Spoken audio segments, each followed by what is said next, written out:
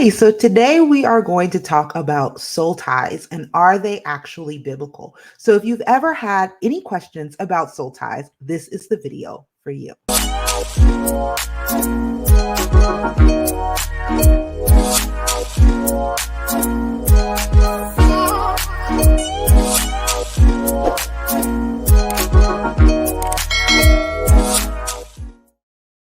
Hey everybody, I'm Dominique Young and welcome to the Faith Mamas Tribe where we connect with God daily and deeply. And I hope that you really enjoyed this video and you will consider subscribing to this channel so that you will never miss a video. So today we are going to talk about this concept called soul ties. Now, you may have heard about this idea and you may not have, so I'm going to give you a little background. So this is a more modern teaching within Christianity where the teaching is that it is possible for someone to become sexually intimate with somebody and then their souls bind together or tie together. And even when you want to break up with that person or leave that person or not be around that person, there's something that is still connected to them that keeps keeping you there. Now, the question is this actually biblical? The idea becomes that if you have a soul tie of this nature, then you need to get deliverance so that you can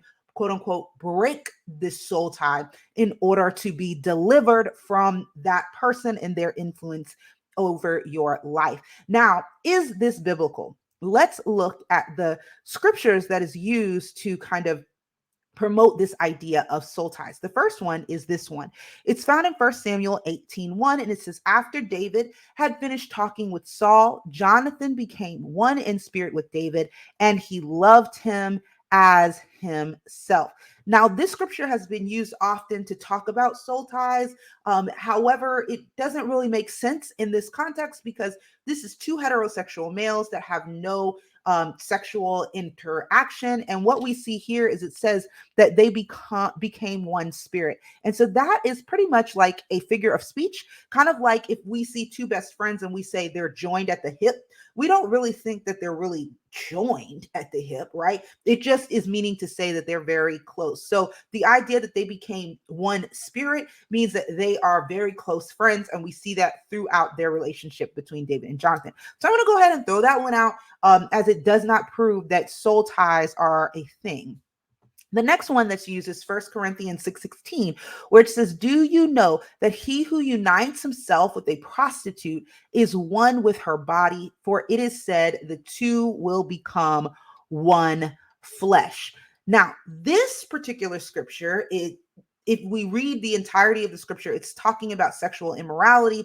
It's talking about how we need to be connected with Christ and not connected with sexual immorality. And by connecting with sexual immorality, it does impact us and it does impact our flesh. Now, the interesting thing that I see here is that it talks about how it impacts your flesh, not necessarily your soul. And we'll get into that. But it's very true. When you sleep with someone, whether they be a prostitute or whomever, it does have implications on your flesh. What do I mean by that? Your physical body is impacted by it. If that person has any type of diseases, if that person has any sexually transmitted disease, you could potentially get that because now your flesh is sharing with their flesh, and any contamination, any issues can be passed along in that way. You have now become one flesh, and the things that one of body, the things that impact their body then impacts yours. But the question is this really proof that soul ties exist? So now I want to talk a little bit about what a soul tie is. And I want to kind of read from an article that talks a little bit about it. And it says, when people use the term soul tie, what they usually mean is that in the spiritual realm, our souls are united to someone else.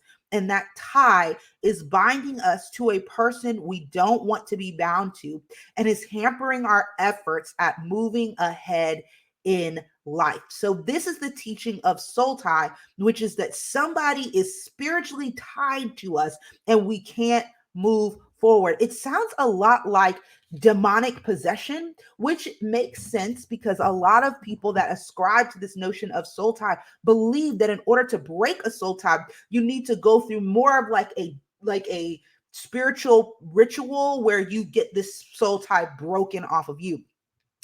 I actually, after reading and studying the Bible for some years, I do not see evidence of this in the Bible. Humans cannot possess other humans. Humans cannot be tied or bound in that way, where when you try to move away, you can't because you're hampered because of some spiritual tie. That's actually more of a new age mysticism type of practice where they believe that once you have sexual interactions with somebody, your souls then become tied literally to each other, and it makes it very difficult for you to move on. Or the idea is that you take a little piece of them with you wherever you go. Now it sounds like it makes sense because many of us have probably been in bad breakups where it has been really hard to move on, and things like that. But I don't believe a soul tie is what is happening here. Let me take you to Deuteronomy 7:3-4. And this is what God is telling the children of Israel. He's saying, do not intermarry with them.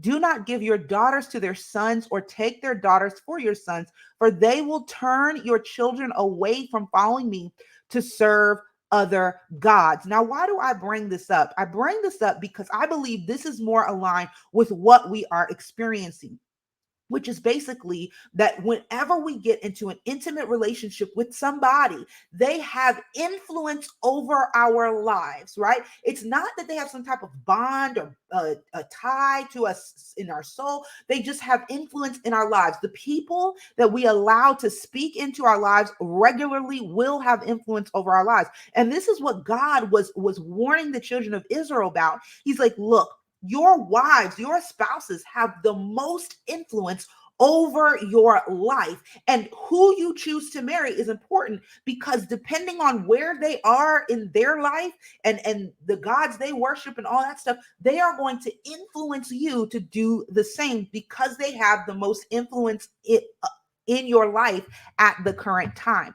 And so I believe that this is what we are dealing with. Instead of a soul tie, we are dealing with an influence on your soul, which means that somebody can have influence over your mind, your will, and your emotions. This is not a tie. This is not a bond.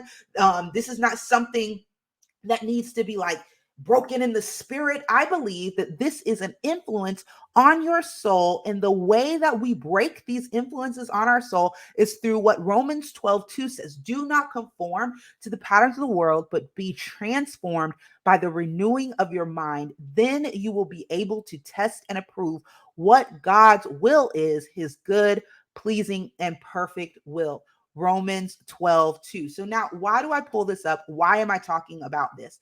Because I believe that as believers, we have to understand that there are some times where we have to take a stand against things that we allowed in and to have influence in our mind, will, and emotions.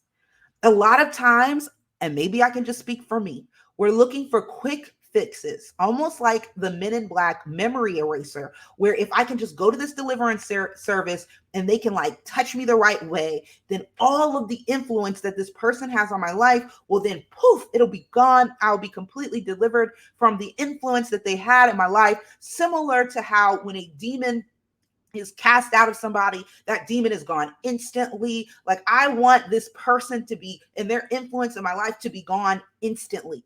And based on scripture, I do not believe that's the case. I believe that it is much more involved in what we do and how we exchange some of the thoughts and influences that we picked up along the way, and we exchange them consciously for thoughts that align themselves to Christ. So unfortunately, you may be going through a bad breakup. You may be going through a situation where you realized a friend wasn't really your friend and that friend was not good for you, and you're in pain over that breakup. You're grieving over that friendship breaking apart, and you're wanting it to just go away. You're wanting all the influence to go away. You're wanting the desire to call them to go away. You're wanting all of it to just go away. And I'm here to tell you that there is a process to renewing your mind. And these are the things that I've learned. Number one is separate yourself from that person or that idea. Why do I say person and idea? For many of us, it's separating ourselves from person, but for some of us, it may be separating ourselves from an idea that the person has shared. Think about Jesus and Peter. When Jesus was about to go to the cross, Peter said, "Oh, no, no, no, Jesus, I would never let you go to the cross. You're not going to the cross." And Jesus said, "Get thee behind me, Satan." He did not separate himself from Peter. He separated himself from the idea that Peter was trying to give to him.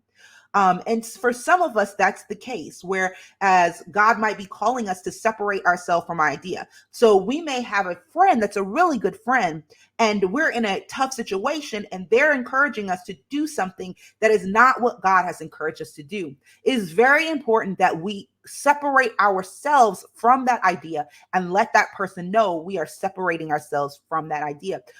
But in some instances, we have to separate ourselves from that person if the consistency of their ideas are just not godly. Number two, pray. We need to seek the Lord for how that idea or how that person may have influenced our mind, our will, and our emotions. We need to understand this. We need to, number three, identify the thoughts that are unlike Christ. How often do we literally sit down after a breakup or after a situation and sit down and say, okay, this person and I have been around each other for some years. I need to identify what thoughts that are unlike Christ that may have infiltrated into my mind, will, and emotions. Like, really sit down and do this work. Number four, identify the reasons that they are anti-Christ. Why, not the person, but the ideas and the things that are kind of infiltrating. And why are these unlike Christ? Why are they anti-Christ? Why? Really begin to break down the reasons. Like, for instance, if you had a friend that was constantly telling you that you need to make sure that you take everything that people took from you, needed to go, and you need to take it away from everybody else. You need to seek revenge. You need to do all this stuff. And it has infiltrated into your heart, where you've noticed that you've become a very vengeful person. You need to identify, why is that antichrist? Like, what specifically makes this something that is unlike Christ? And then number five, we need to replace those thoughts. You see this? This is a conscious choice, a conscious decision to replace the thoughts that are unlike Christ. Number six, remind yourself of the replacement. This may involve writing it all over your house, putting sticky notes, reminding yourself of how you are replacing these thoughts for thoughts that are more like Christ. And number seven is walk out the replacement thought. And I put in parentheses, you will need to move slower for a while. Why did I put that in parentheses? Because when somebody has had influence over your life or in your mind, your will, and your emotions, where you've listened to them, you've trusted them, you've taken some of their ideas as your own, even if they weren't really ideas that were Christ-like, you're going to have to retrain your mind and your body to operate differently. It's very true. So, for example, if you were in an intimate relationship, whether with a romantic relationship or with a friend, and that person smoked weed all the time, and eventually you started smoking weed along with them in order to have some closeness with them, and you wanted to be around them. So now that person has influenced your mind and now you're doing something else, right? It's not that you're demonically possessed. It's just that you are in close proximity to somebody. And we as humans have the propensity to influence other humans. We influence our children. Our grandparents influence us. Like, we as humans influence one another all the time. It's just how we were made and designed and how it works within community. So let's say this person, you've been with them and you started smoking weed and all this stuff. Now they're gone out of your life. You recognize that, man, all the things that I've really picked up from this person are really not Christ-like, but yet you're still stuck with, I still smoke weed and I still have these things in my life, these thoughts and things in my life that are not Christ-like. I do not believe that what you need is a deliverance ceremony to break it off your life, but you need discipline and perhaps some professional help in order to be able to relearn some healthier habits that align themselves to Christ. Okay, that align themselves to Christ. One of the things that I want to encourage believers, I believe in deliverance. I believe that there are angels. I believe that there are demons. I believe all of that stuff. But I also believe that sometimes as Christians, we want to take a shortcut and we want God to just deliver us in our sleep. Almost like we don't have to have discipline. We don't have to go through any process. We just poof, everything is gone. But when it comes to a person that has been intimately involved in your life, whether as a romantic partner or as a friend, when that relationship severs or you go your separate ways, you do have to sit down and begin to evaluate what things did this person influence me on that I need to separate myself from? What ideas? Like, this is a conscious decision and a conscious effort, right?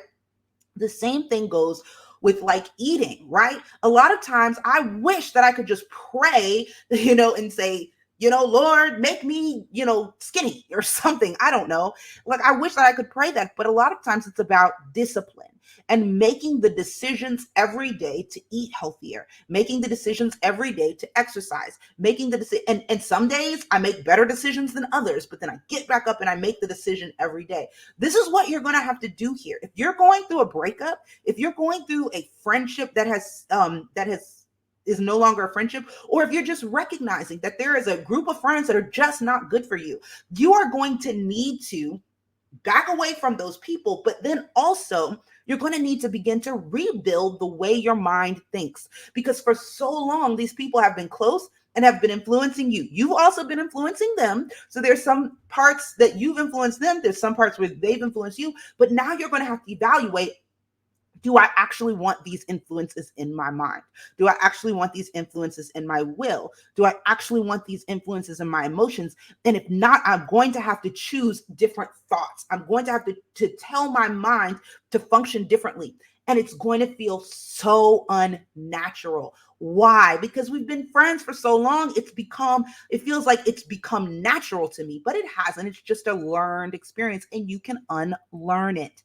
That's it. You can unlearn it, right? You can say it with me. I can unlearn this. I can unlearn this. The first step is I have to separate myself completely from it, or completely from the person that is continuing to perpetuate these thoughts. I have to separate, but I can unlearn this. Just like I learned it before, I can unlearn this. Okay? I can unlearn this.